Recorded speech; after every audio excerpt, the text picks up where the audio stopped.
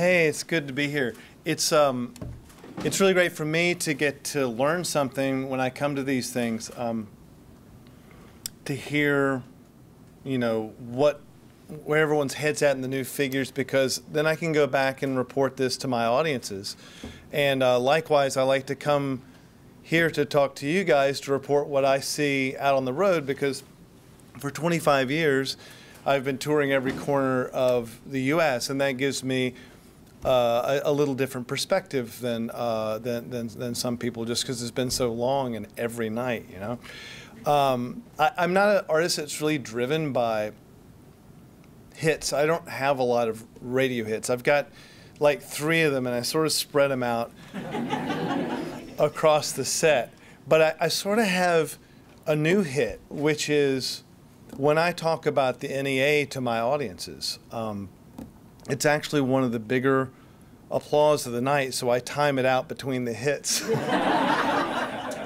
But what I think strikes people is that when I say, for instance, that I went to the RNC and the DNC, spoke on arts panels, and that I can report to them that it is not a partisan issue, that it's a nonpartisan issue, that gets a big response. People really want to hear that. I think that's a really important part of when we make it non-political. I also think, from my point of view, what I've found is that when it's not so much a touchy-feely issue coming out of a musician, it's more helpful. I mean, you would think I'm talking, preaching to the choir out on tour, but I'm in every corner, and it's not always friendly territory to talk about funding arts. And I think a lot of times people they don't realize the economic impact. So the kind of stuff that I'm hearing today is actually really it's in line with what I can say to audiences. Because, I mean, really, I approach it as a small businessman / artist. And to me, someone having grown up with a little bit of an arts upbringing, I can't really tell you where the creativity in my art ends and where the creativity in the business begins. It's sort of the same muscle. If you value creativity and you value ideas, you have to know how to put them together, and that's what arts teaches us. The other thing that I think is a powerful symbol is when I play with symphony orchestras, to point out that the symphony orchestra, that's like 83 people behind me, are really the highest symbol of civilization.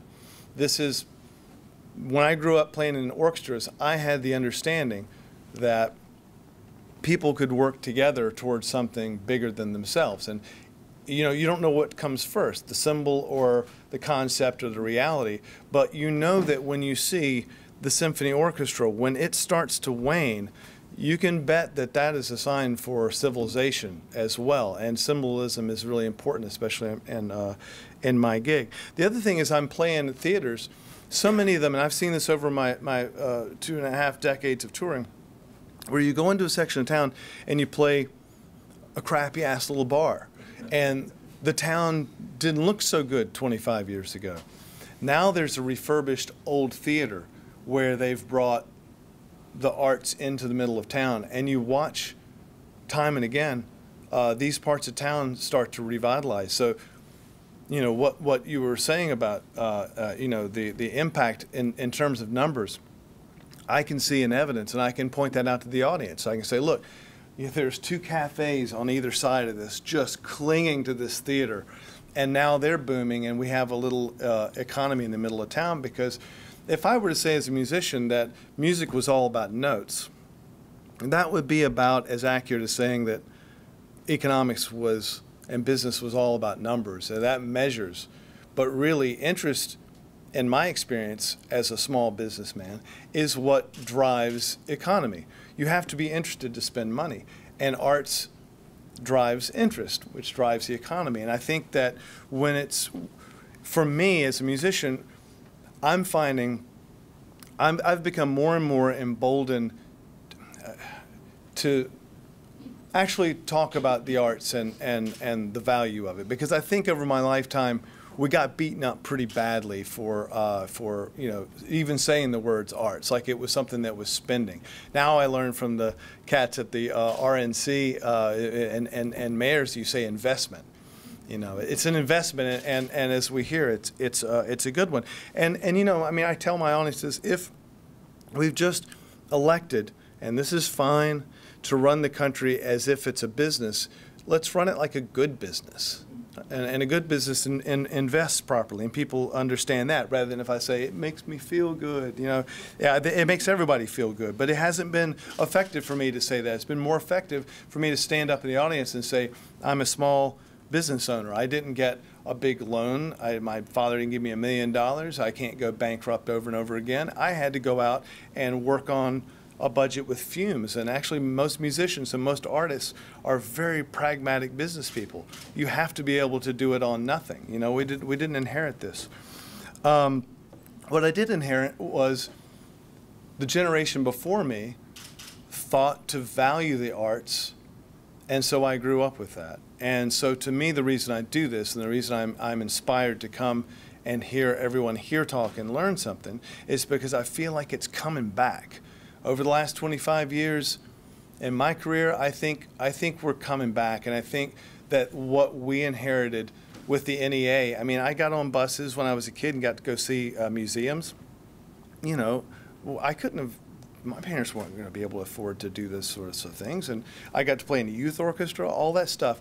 Thank you, NEA. This is something I grew up with, and it was just, of course, the arts are important, and that is a paradigm that I really, it means a lot to me to bring that back, and I think the economic argument is actually the way to bring it back. I was sitting there trying to think of some sort of, as a songwriter, I'm trying to think of a catchphrase, and the closest I could come up from what I'm hearing is something to the effect of, not asking what you can do for the arts, but what the arts can do for you.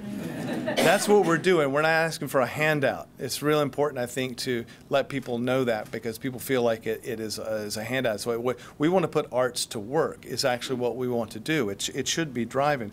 Now, I'm not a big, it's not good for a musician to wade into numbers too much, but I read before that the federal government spends $7 million a minute. I guess that's what it takes to keep the doors open, and that's what we must do.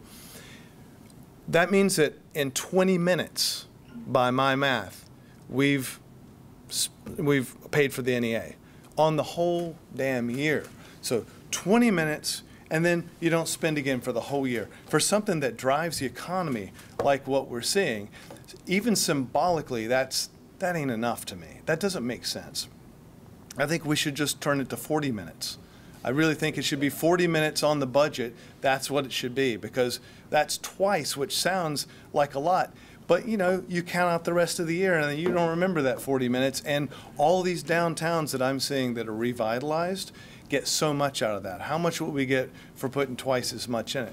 The last thing I want to say is that I think that this is a good conversation, because people misunderstand the nature of investment in the arts, and they misunderstand what the National Endowment for the Arts does.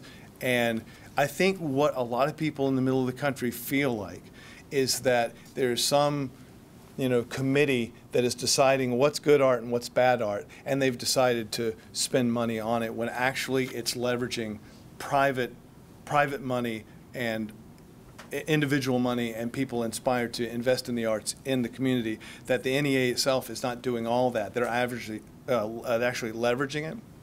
That point is really, really hitting home with just a regular music audience. And these are audiences that have been telling me to shut up and sing for a long time.